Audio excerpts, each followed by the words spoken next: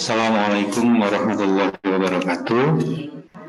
Waalaikumsalam warahmatullahi wabarakatuh. Warahmatullahi wabarakatuh.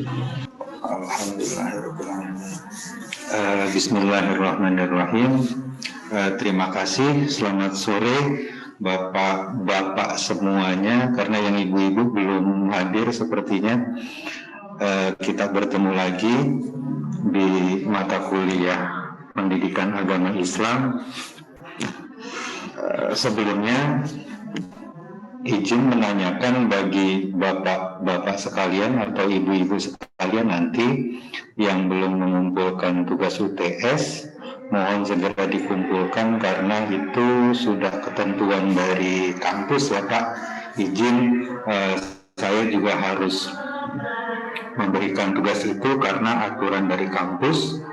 Kalau saya buat kemarin itu adalah UTS-nya adalah tertulis, saya yakin Bapak Ibu sekalian juga di Google itu sudah banyak. Saya sengaja buat seperti itu, izin sebut lebih jauh gitu. Secara face to face bisa jadi kita ketemu di jalan, bisa jadi kita ketemu di mana, bisa saling sapa, bukan cuma saya saja, seperti itu kurang lebih. Dan esensi dari tugas yang saya berikan kemarin pada dasarnya yang pertama adalah di dalam pendidikan Islam yang terpenting adalah salah satunya yaitu sholat ya Pak. Yang terpenting adalah sholat. Memang membaca Al-Quran adalah bukan suatu kewajiban, tetapi ketika digandengkan dengan ibadah sholat, maka baca Al-Quran adalah sesuatu hal yang wajib, yang harus kita ucapkan. Dan dalam pembacaan kitab suci Al-Quran, seperti yang banyak kita ketahui, itu harus baik dan benar secara bacaannya. Mohon maaf sebelumnya, karena saya secara pribadi juga belum meyakini bahwa bacaan saya itu sudah baik dan benar. Bisa jadi bacaan saya juga masih banyak yang salah.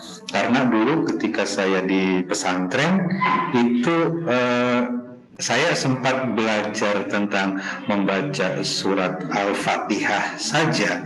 Itu saya dapat, kalau orang sekarang itu bahasanya ijazah ya. Saya dapat ijazahnya tuh lama Pak. Jadi harus memang benar-benar per huruf itu harus apa ya?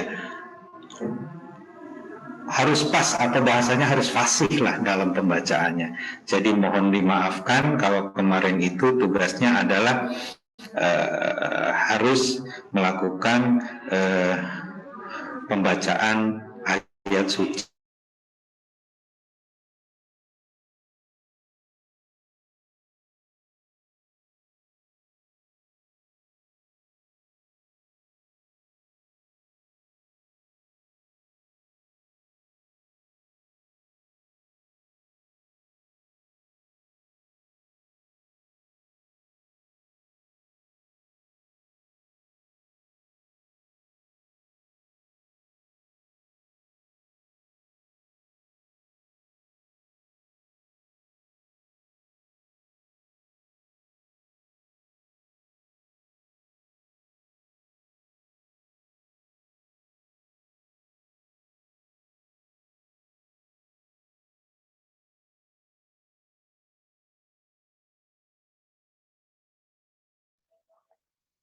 Pak, maaf Pak, audionya termute Pak.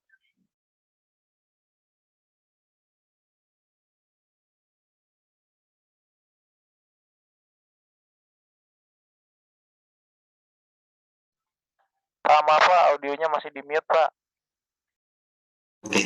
Oke, terima kasih Pak. Mohon maaf.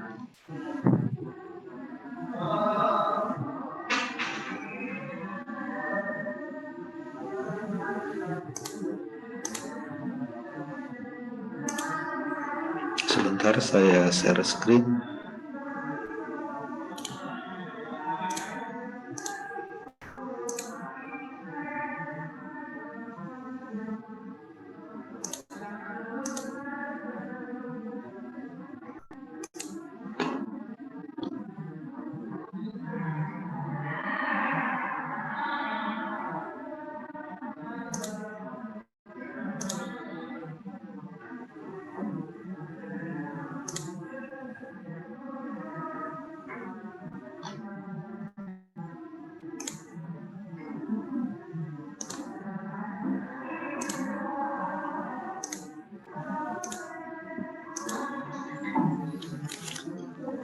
Dan dari beberapa pendapat rekan-rekan juga banyak yang saya kutip di sini terkait penyampaian pendapatnya tentang agama Islam itu sendiri. Islam itu apa sih, seperti itu. Jadi sekali lagi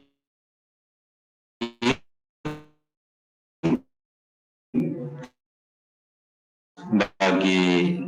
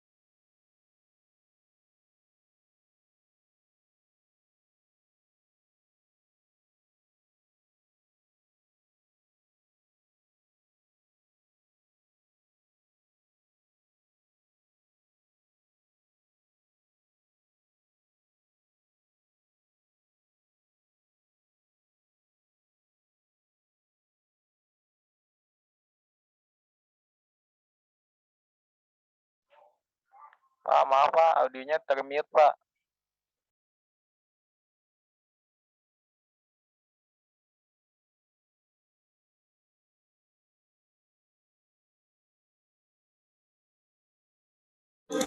maaf.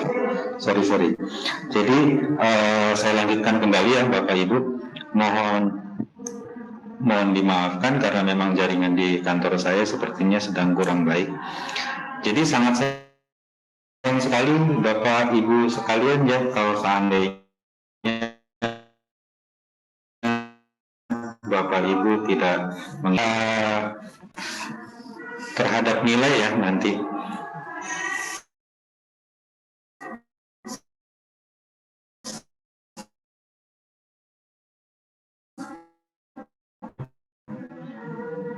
Ya, Ibu sebenarnya sudah sangat menguasai karena memang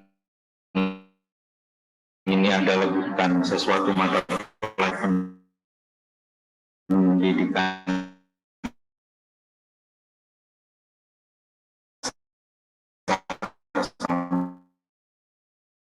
sampai menengah. Monggo Pak Kelas.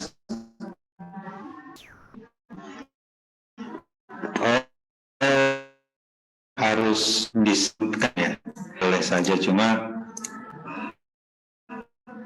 sebenarnya saya pengen konfirmasi gini sebenarnya. Ada di presensi yang saya dapat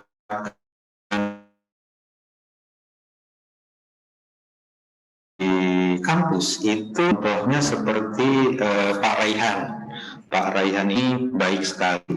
Pak Raihan, tapi di presensi itu saya cari nama Pak Raihan itu nggak ada. Jadi pas pengumpulan saya baru, wah kalau Pak Raihan ini ternyata juga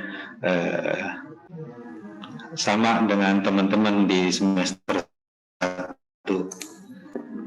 Jadi salah satu manfaatnya itu Pak, Bu, punten kalau saya kelewat dalam melakukan absensi, manfaat dari tugas ini saya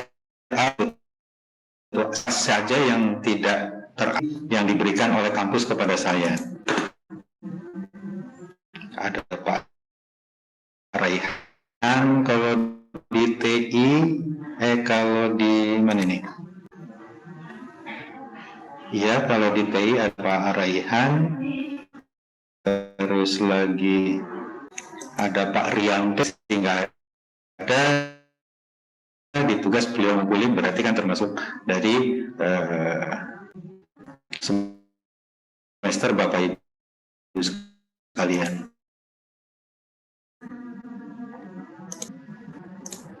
Share screen-nya sudah kelihatan ya?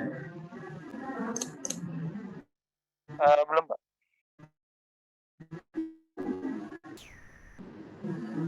Oh, belum ya? Oke, sebentar.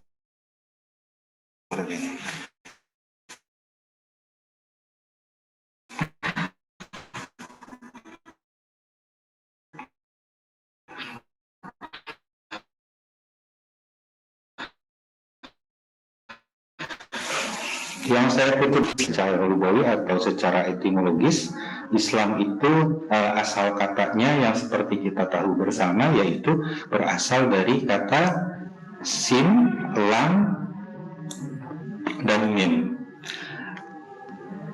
Islam artinya penggabungan dari 3 kata itu. Yang pertama adalah aslama, yang berarti kita itu berserah diri kepada Tuhan.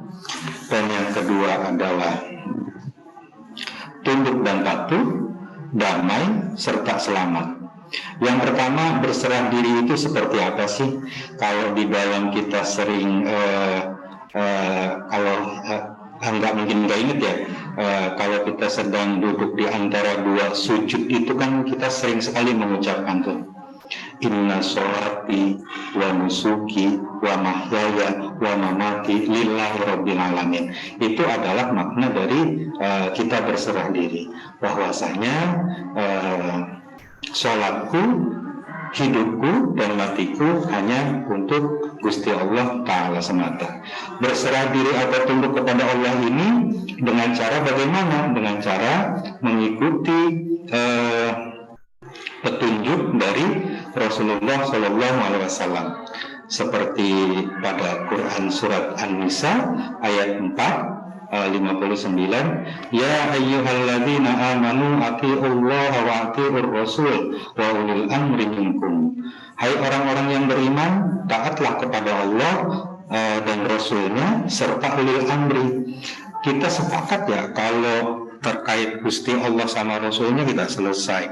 Akan tetapi terjadi perdebatan di mana ketika pemahaman ini seperti yang kita dengar bersama, bahwa kita kembali ke Al-Quran dan Al-Hadis. Mungkin benar bagi orang-orang yang memiliki pemahaman luas ya, literatur yang luas, kajian yang luas, jadi tidak perlu lagi rujukan-rujukan.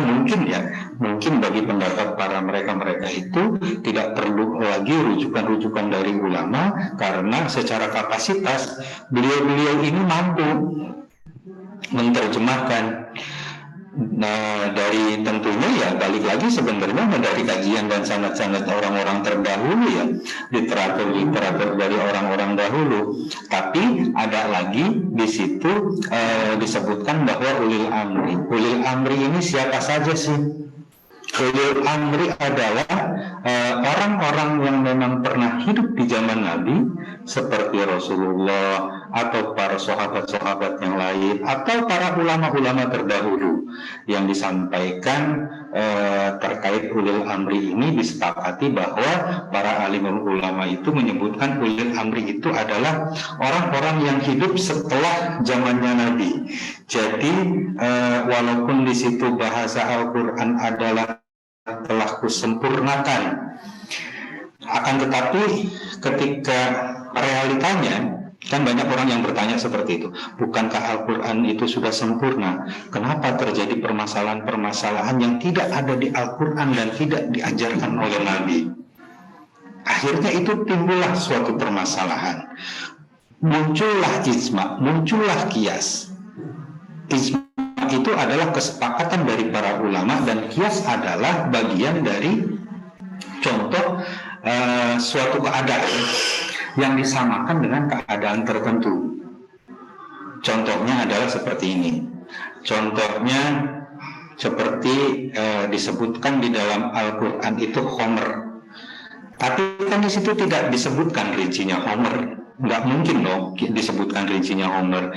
Intinya hal-hal yang memabukkan, apapun itu jenisnya, apapun itu mereknya, baik sedikit maupun banyak, tetap tidak boleh dilakukan atau haram.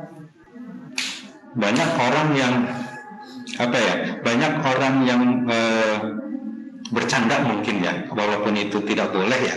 Banyak orang yang bercanda, kalau sedikit mah nggak apa-apalah, kan tidak memabukkan. Kata kuncinya sebenarnya bukan terkait memabukkannya, akan tetapi homer itu sendirinya.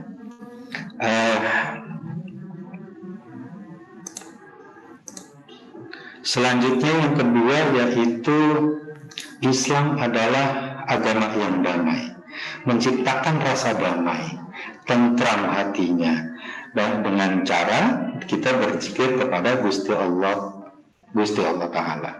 Makanya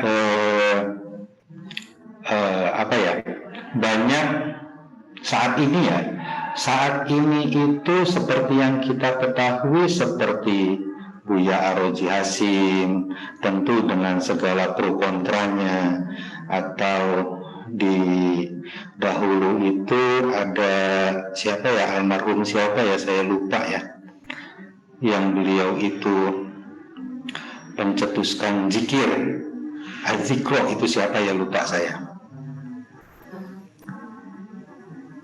Pengajian Az-Zikro saya lupa. Nah, konsep beliau adalah dengan mengingat Allah itu dapat menenteramkan hati, dengan catatan ketika memang kitanya sudah di tahapan khusyuk ya. Karena untuk mendapatkan tahapan khusyuk itu jangankan seperti kita, bahkan diriwayatkan seperti kiai atau ulama pun untuk mendapatkan level khusyuk ini sangat sulit sekali. Jadi kalau teman-teman mengingat kembali, saya pernah menceritakan di zaman dahulu ada seorang ulama besar, namanya adalah Kibar Sisok atau Barsisok orang itu menyebutnya. Beliau itu ulama besar, santrinya itu sekitar 60.000, dan dikisahkan di zaman itu, ini populernya sebenarnya di kalangan para santri. Biasanya ini tuh sering disampaikan di kalangan pondok, itu disampaikan bahwa beliau itu ulama besar yang memiliki 60.000 santri, dan seluruh santrinya itu dikisahkan bisa terbang di udara. Jadi saking masyhurnya beliau ini, akhirnya singkat cerita tergoda, ada raja iblis atau raja setan itu menggoda beliau dengan cara sholatnya lebih khusyuk. Ketika beliau itu mungkin ya sholat tahajudnya 12 rakaat, iblis ini selalu mengungguli. Ketika beliau ini puasa Senin Kemis, iblis ini mungkin puasa Daud gitu tuh, seperti itu tuh. Suatu ketika Kibar Sisok ini bertanya kepada raja iblis tersebut, bahwa mengapa bisa sehusu itu. Jadi untuk mendapatkan khusyuk yang disampaikan Raja Iblis itu, Anda harus melakukan dosa dulu. Nah, disinilah terjebaknya seorang alimul ulama, bahwa sebegitu hebatnya dengan segitu banyaknya santri, beliau masih merasa belum khusyuk. Maksud saya seperti itu. Jadi untuk menciptakan damai dan tentram ketika kita berzikir, tentunya kita juga sering lah mencoba ya beristighfar, bersolawat, atau menyebut asma-asma Allah yang lain. Tapi kadang mulut berbicara, pikiran tidak connect, hati tetap tidak tentram. Ini sering terjadi. Jadi untuk mendapatkan khusyuk itu lagi-lagi ya kita balikan lagi kepada salah satunya mungkin hidayah dari Gusti Allah Ta'ala. Ketika kita terus berjalan ke jalan Gusti Allah, kita akan mendapatkan ketenangan secara ibadah, batiniyah, atau seperti yang sering saya sempat nonton di kajian-kajian Buya Ar-Roji Hasim itu, bahwa untuk melakukan zikir, jadi secara fisik dulu kitanya juga harus bersih. Kita harus duduk dengan cara yang baik seperti bersila dan segala macam. Selanjutnya menenangkan diri, barulah kita membaca asma-asma dari Gusti Allah, dan beliau juga menyampaikan tata caranya.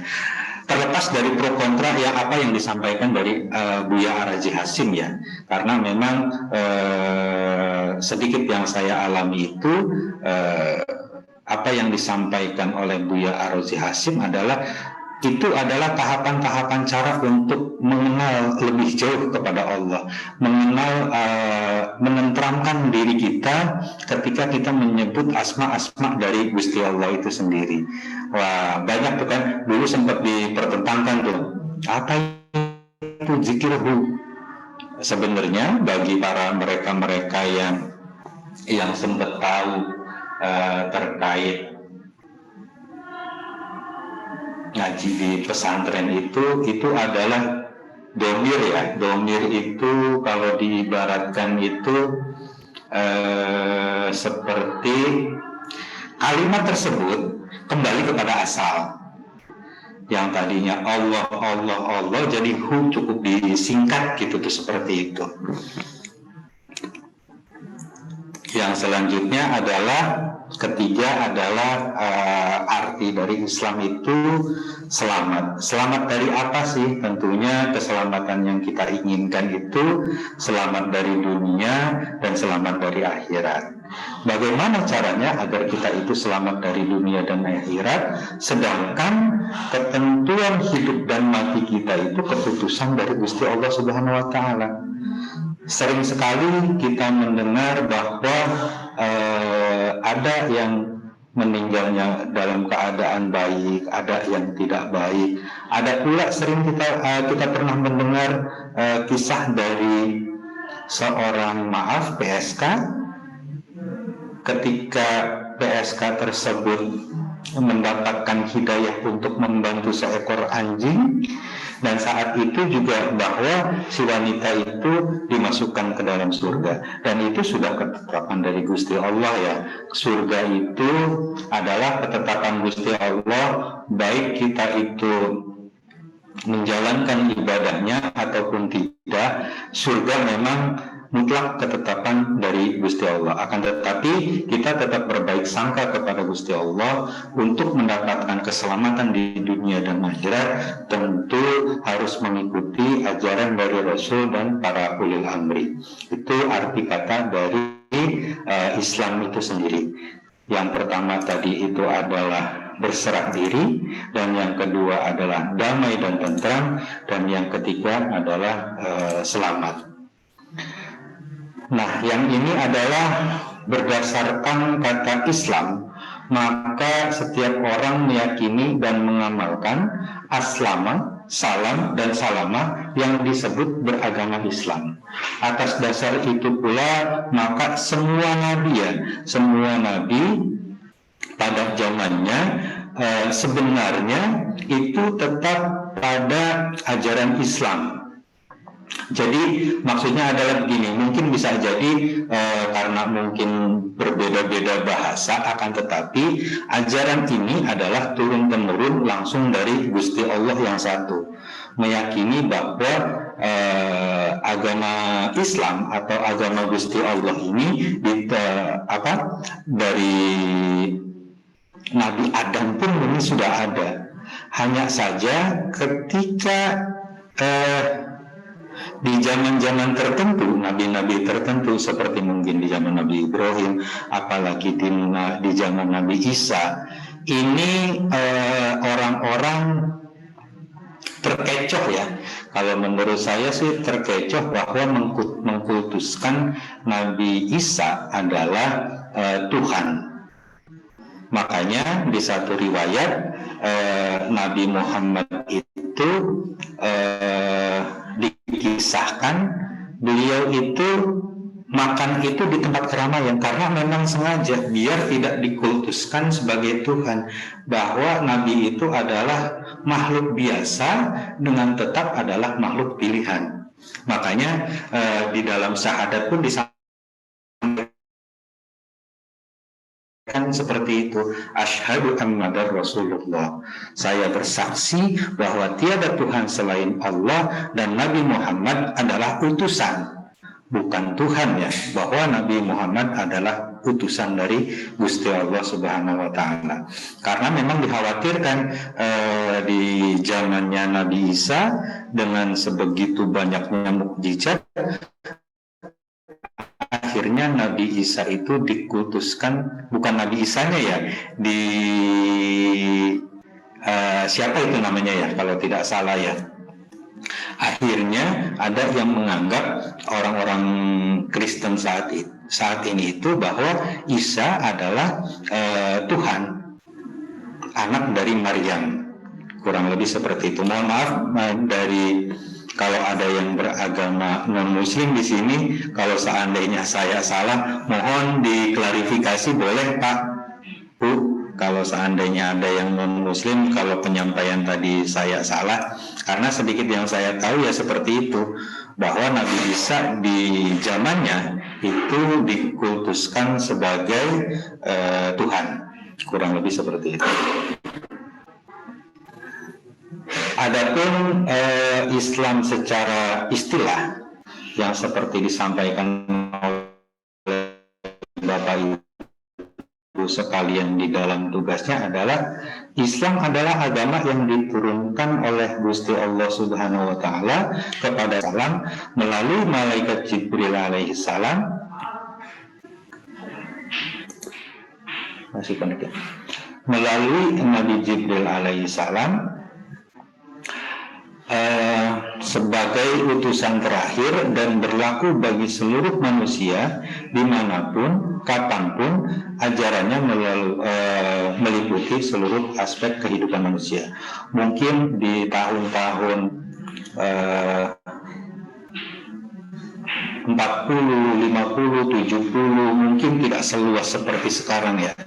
Media teknologi informasi itu tidak menyeluruh seperti saat ini, tapi ini adalah suatu bukti kebenaran bahwa ajaran Islam itu ketika memang sudah dikultuskan Nabi adalah Nabi terakhir, saat ini apa yang harus disangsikan atau penolakan dari mungkin bagi rekan-rekan kita atau orang-orang yang berada di suku pedalaman ya. Informasi itu saat ini bisa kita akses dimanapun. Mungkin benar bagi sebagian di suku pedalaman tidak mengenal Islam karena memang minimnya informasi atau bahkan belum terjamah oleh para ustadz-ustadz yang berkeliling itu ada tuh, para ustadz-ustadz berkeliling sampai ke pelosok-pelosok mengenalkan Islam kepada mayoritas orang-orang yang memang mungkin bisa jadi secara keyakinannya adalah keyakinan leluhur atau bahkan keyakinan-keyakinan yang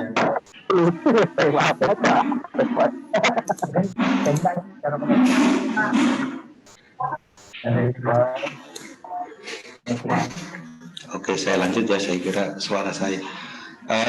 Keyakinan-keyakinan yang memang selain Islam. Tapi kalau saat ini benar apa yang disampaikan bahwa Islam itu rahmat bagi seluruh umat manusia dimanapun dan kapanpun. Kalau menurut saya terjawab sudah bahwa saat ini informasi itu bisa diakses di mana saja.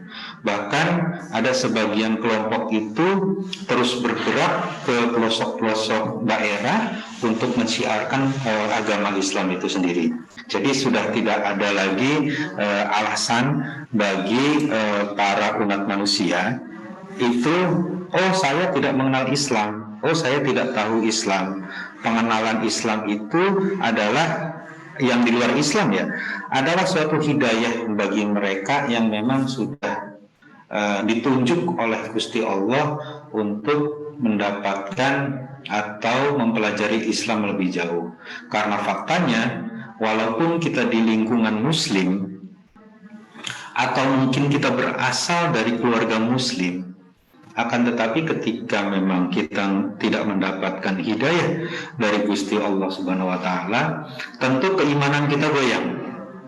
Keimanan kita goyang tergantung dari bisa dipengaruhi oleh lingkungan, bisa dipengaruhi oleh pikiran, bisa dipengaruhi oleh mungkin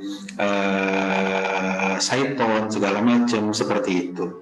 Jadi ada hal-hal yang memang setan pun sudah berjanji kami akan menggoda umat manusia sampai di akhir zaman. Mungkin salah satunya yaitu jadi mukjizat atau bukan mukjizat ya, kejadian-kejadian gaib atau kejadian luar biasa yang mungkin bisa jadi dialami oleh seseorang yang tadinya adalah pemeluk Islam akhirnya bergeser ke non-Islam, apapun itu agamanya, mungkin dia tergoda oleh hal-hal yang gaib yang menyatakan bahwa itulah suatu kebenaran. Itu balik lagi kepada hidayah dari Gusti Allah Subhanahu wa taala.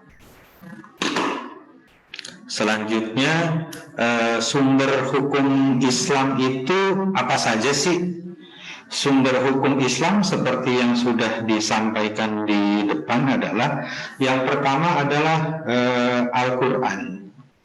Al-Quran dengan seluruh mukjizatnya, kalau menurut saya, dengan seluruh dengan seluruh keajaiban-keajaiban di dalamnya yang sampai sekarang pun terus para peneliti itu terus meneliti bahwa apa yang tercantum di dalam Al-Quran itu adalah suatu kebenaran gitu tuh. Banyak ayat-ayat yang menyatakan bahwa saat ini terjadi seperti ini, tapi di Al-Quran sudah diceritakan dahulu kala.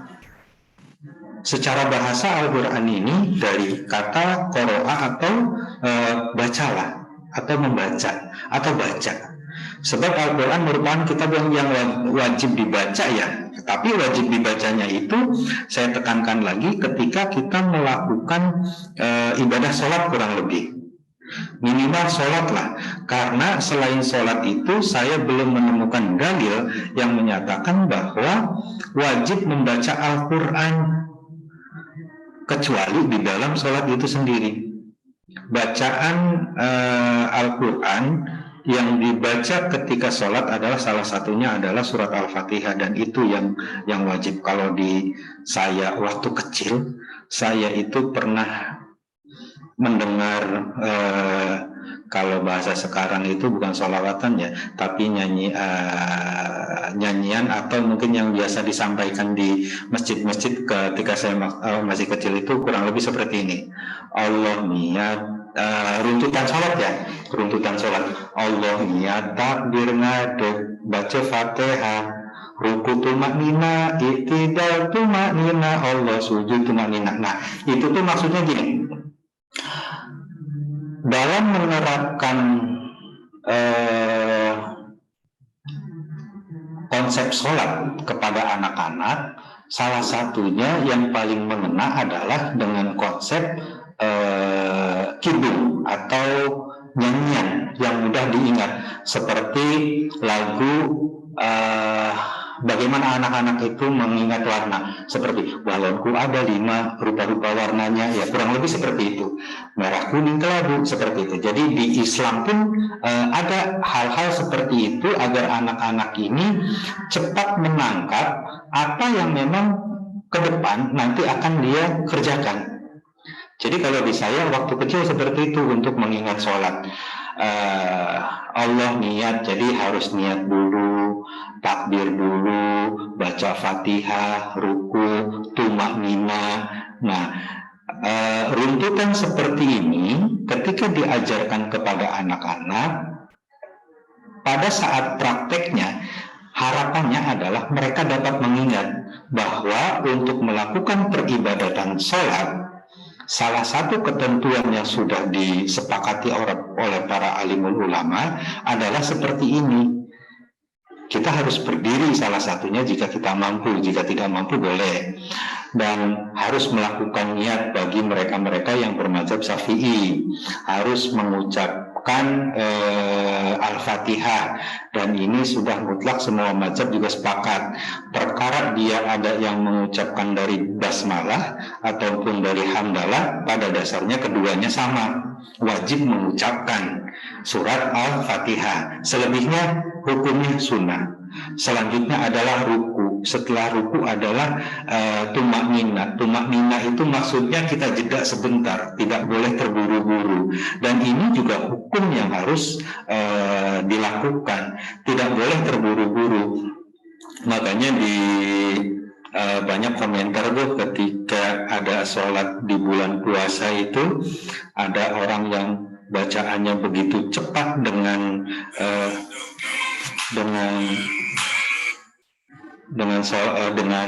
cara sholat yang begitu cepat, itu bagaimana tumak-ninanya, sah atau tidaknya, seperti itu. Banyak yang pro dan kontra, kurang lebih seperti itu.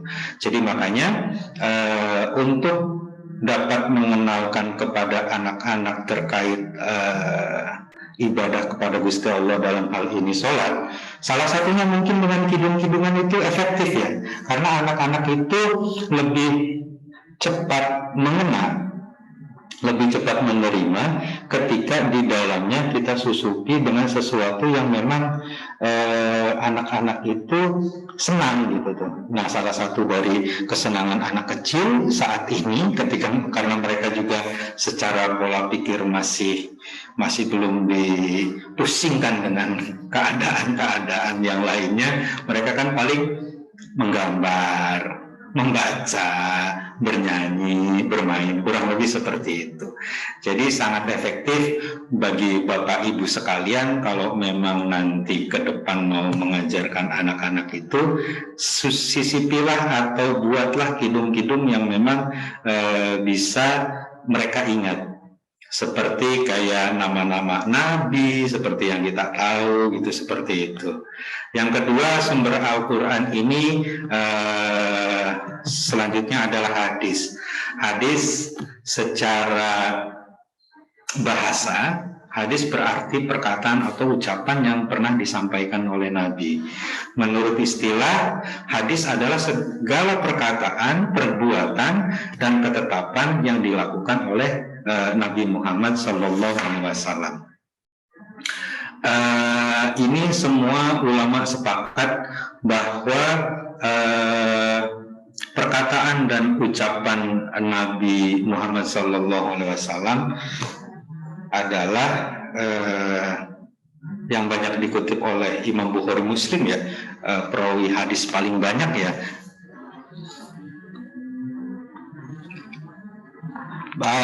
Di dalam hadis itu gini juga sih, kadang banyak yang menyampaikan bahwa ada ucapan-ucapan Nabi yang itu memang diragukan terkait kesohihannya, seperti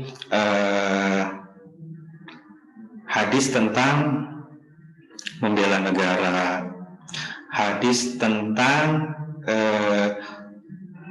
mencari ilmu, ada yang meragukan gitu. Tapi pada dasarnya bagaimana sih orang-orang saat ini atau orang-orang terdahulu mengoreksi apakah hadis itu dhaif ataukah hadis itu maudhu? Pada dasarnya pencatatan terhadap hadis itu sama seperti pencatatan kita saat ini ya, referensi itu penting, makanya di dalam penulisan karya ilmiah itu penting. Mungkin acuannya adalah sama seperti para perawi, sama seperti para alimul ulama melakukan kutipan-kutipan siapa ini perawi terdahulunya, kurang lebih seperti itu.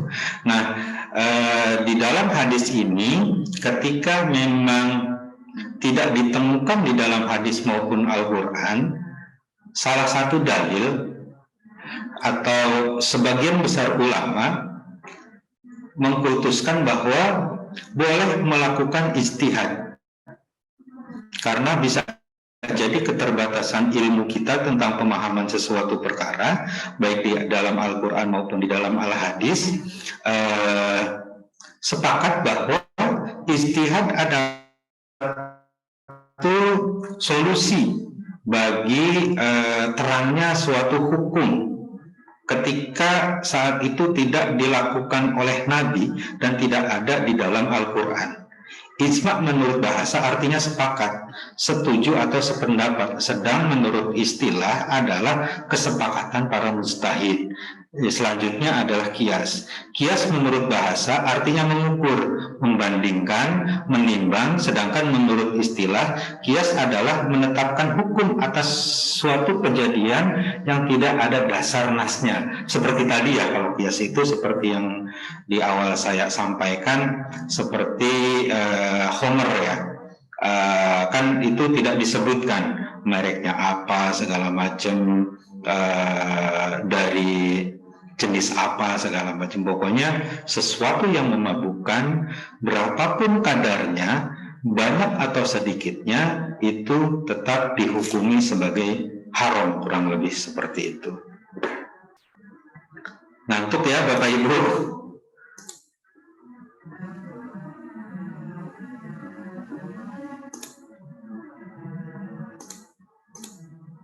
Gimana Pak Bu, apa sudah ngantuk? Apa? Ya begini, mungkin kalau seandainya hanya mendengarkan, kita juga di YouTube sudah banyak ya sebenarnya ya. Jadi saya ulangi sekali lagi bagi Bapak Ibu yang baru bergabung, mohon untuk UTS-nya segera dikumpulkan karena memang ini sudah ketentuan dari kampus yang nanti efeknya akan didapatkan oleh Bapak Ibu sekalian terkait nilai. Karena sangat disayangkan sekali jika pendidikan agama ini yang sudah kita, memang saya sangat meyakini Bapak Ibu juga sebenarnya jauh lebih mampu, jauh lebih luas pengalamannya dan pengetahuannya dibanding saya, akan tetapi karena hal-hal tidak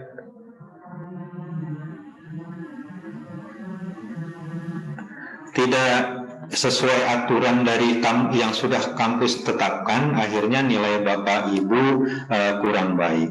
Jadi ketentuan dari kampus itu yang sudah Bapak Ibu tahu semua adalah, yang pertama adalah presensi, yang kedua adalah tugas, yang ketiga adalah UTS, yang terakhir adalah UAS, kurang lebih seperti itu. Jika ada pertanyaan atau sharing informasi, pengetahuan dan pengalaman, monggo, saya sangat terbuka sekali, saya sangat senang sekali jika Bapak Ibu mau berbagi pengetahuan sama saya Pak.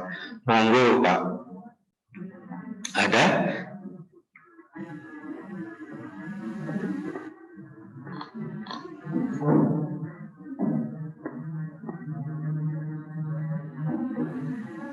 Kalau tidak ada, izin saya cukupkan sampai di sini ya Bapak Ibu. Nggak apa-apa ya? Saya Iya, print Pak. screen. Pak Dani, terima kasih saya sudah menerima email dari Pak Dani. Keren Pak Dani, terima kasih atas pandangannya. Mohon maaf masih belajar, Pak. Wah, saya tapi sudah baca, Pak. keren Pak Dani. Pak Dani ini tinggal di mana Pak? Kalau weekend di Cimahi, kalau weekday di Bandung, Pak. Oh, di Bandung. Bolak-balik gitu ya Pak? Oh, enggak. Kalau weekday itu karena di rumah ibu internetnya lancar, kerjanya kan di rumah. Oh, iya. Sambil nemenin ibu, tinggal di rumah ibu gitu. Jadi weekend pulang ke rumah. Oh, weekend pulang ya Pak. Ya. Wah, keren. Saya print screen dulu ya Bapak Ibu.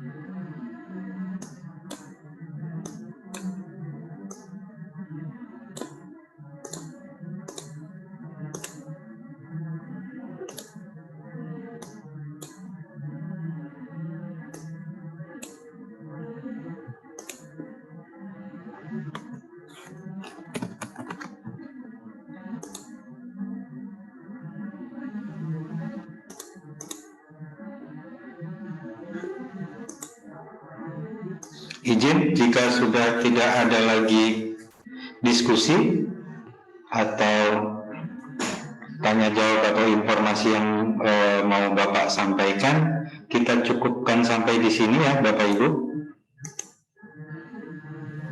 Pak. Oke, terima kasih Pak Dani, Pak Usama dan Pak Gifari serta rekan-rekan yang lain. Mohon maaf saya tidak bisa sebutkan satu-satu. Pak Arya David, saya cukupkan sampai di sini. Billahi taufiq wal hidayah. Wassalamualaikum warahmatullahi wabarakatuh. Waalaikumsalam warahmatullahi wabarakatuh. Terima kasih banyak, Pak. Terima kasih, Pak. Terima kasih, Terima Pak. kasih Bapak Ibu sekalian. Izin live. Ya, monggo Pak. Izin keluar, Pak. Monggo Pak.